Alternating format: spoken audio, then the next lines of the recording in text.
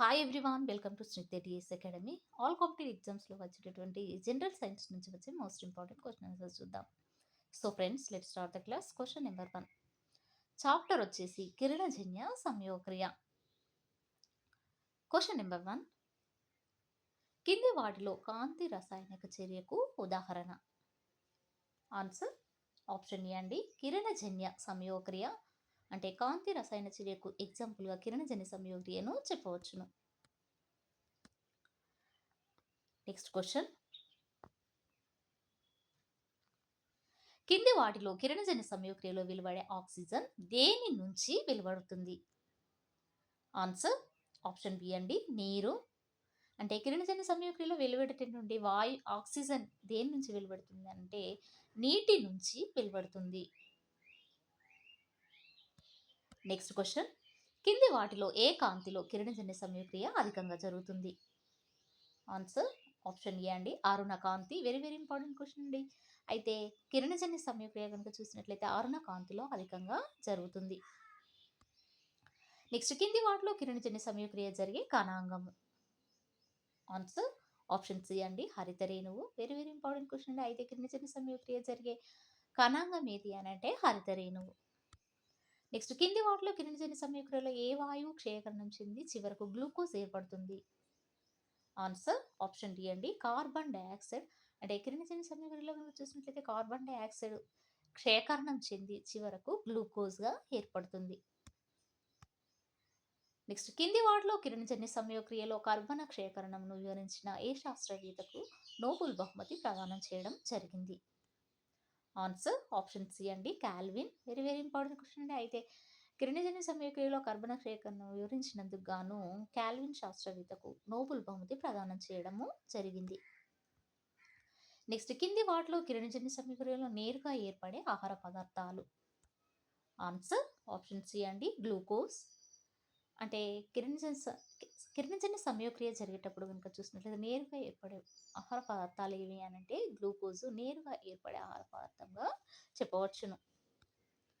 Next, కింది వాటిలో మొక్కల పత్రాల్లోని హరిత రేణువుల్లో ఉండు వర్ణ ద్రవ్యాల ముఖ్యమైన విధి? అయితే మొక్కల పత్రాల్లో హరిత రేణువులు ఉంటాయి కదండి. అయితే దానిలో ఉండేటువంటి వర్ణ ద్రవ్యాల ముఖ్యమైన విధి ఏది అని అంటే ఆన్సర్ వచ్చేసి ఆప్షన్ సి అండి, కాంతిని గ్రహించడం. అంటే కాంతిని గ్రహించడం అనేది వర్ణద్రవ్యాల యొక్క ముఖ్యమైన విధిగా చెప్పవచ్చును. నెక్స్ట్, కింది వాటిలో కిరణజన్య సంయోగక్రియకు సంబంధించి సరికానిది ఏది? ఆన్సర్ ఆప్షన్ డి అండి, ఇది ఒక విచ్ఛిన్న క్రియ. వెరీ వెరీ ఇంపార్టెంట్ క్వశ్చన్ అండి. అయితే కిరణజన్య సంయోగక్రియకు సంబంధించి సరికానిది ఏది అని అంటే విచ్ఛిన్న క్రియ అండి. అయితే కిరణజన్య సంయోగక్రియ విచ్ఛిన్న క్రియ అనేది కాదు. నెక్స్ట్, చాప్టర్ 5లోకి వెళ్దామండి. చాప్టర్ 5 వచ్చేసి కణ శ్వాసక్రియ. ఏంటండి అది? కణ శ్వాసక్రియ. అయితే క్వశ్చన్ నెంబర్ 1. కింది వాటిలో శ్వాసక్రియలో ఆహార పదార్థాలు విచ్ఛిన్నం అవడం లేదా మండడం వలన విడుదలయ్యే వాయువు? అంటే శ్వాసక్రియలో కనుక చూసినట్లయితే ఆహార పదార్థాలు ఉంటాయి కదండి. అయితే విచ్ఛిన్నం అవడం లేదా మండడం వల్ల విడుదలయ్యే వాయువు ఏది అని అంటే ఆన్సర్ వచ్చేసి ఆప్షన్ బి, కార్బన్ డైఆక్సైడ్. అంటే శ్వాసక్రియలో ఆహార పదార్థాలు మండడం విచ్ఛిన్నం అవడం లేదా మండడం వల్ల విడుదలయ్యే వాయువు ఏది అని అంటే కార్బన్ డైఆక్సైడ్. Next question. కింది వాటిలో ఒక గ్లూకోజ్ అణువు పూర్తిగా ఆక్సీకరణం చెంది ఎన్ని కిలో క్యాలరీల శక్తి విడుదలవుతుంది? ఆన్సర్ ఆప్షన్ సి అండి, 686 kilo calories.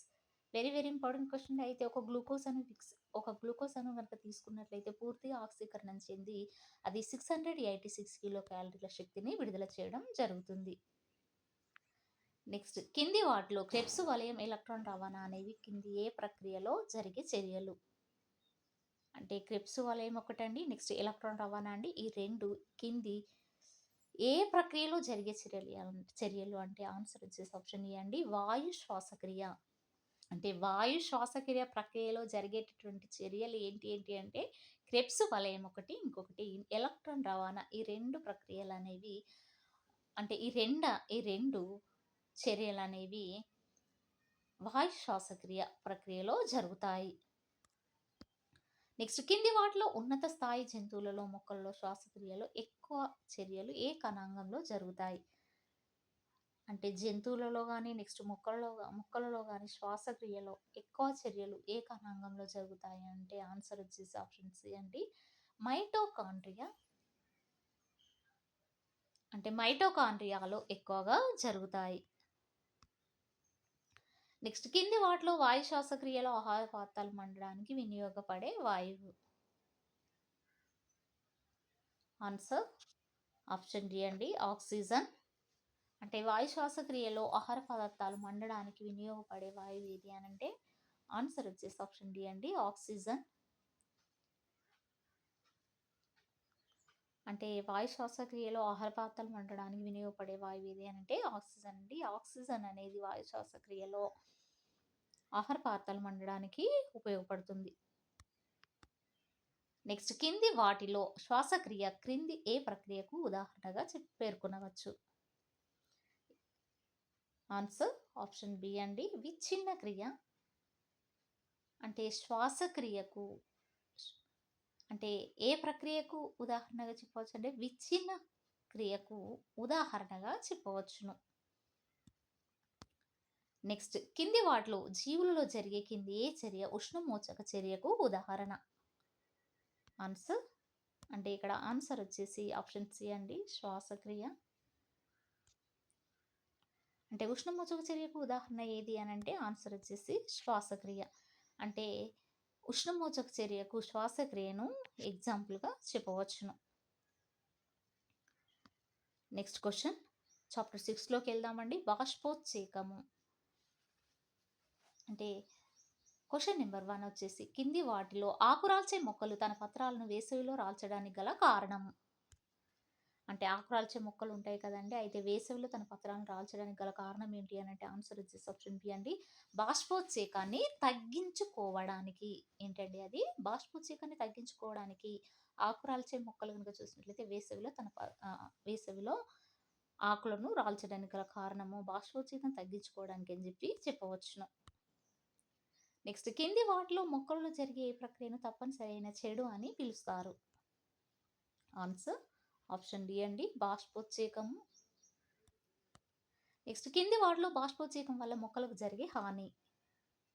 Answer option A అండి, నీటి కొరత ఏర్పడుతుంది.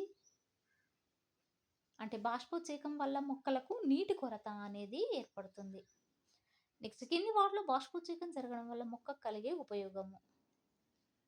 ఆన్సర్ ఆప్షన్ సి అండి, ఉష్ణోగ్రతను నియంత్రించబడుతుంది.